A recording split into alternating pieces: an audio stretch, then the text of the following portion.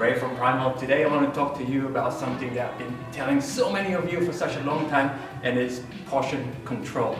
Now most people, when they think about portion control, they think about, oh, probably I won't be able to eat all my favorite foods, or do I have to weigh everything and measure everything for it to be effective? Well, no, you don't have to.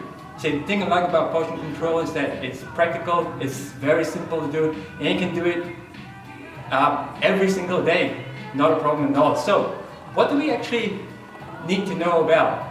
The first principle you need to know about is, for you to effectively lose weight, one thing has to occur. You've got to be in a calorie deficit. And what that means is that the amount of energy, and I want you to think about the food here. By the way, this is my actual lunch.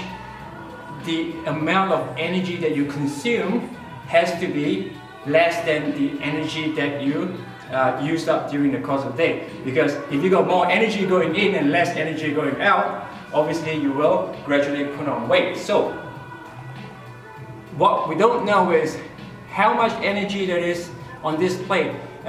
Maybe 600, maybe 700 calories. It's very difficult to accurately count that, but that doesn't matter, because when you talk about something as practical as portion control, all you need to do is this, right? So you have a container where you're going to portion out what you have on your plate into this container, and you save that for later. So I've got my rice here, and everyone who knows me, you know, like I love to eat my rice every day. I have some grilled protein here, I've got sweet potatoes and capsicum. So say if I want to portion out about, or I want to reduce my energy intake by about 30%. Simply, okay, what does 30% look like to you? I'm going to put in a few scoops of rice here, maybe a piece of sweet potato, some capsicum. Do I want to sacrifice some of my protein? Yeah, just put it in. Okay, so roughly,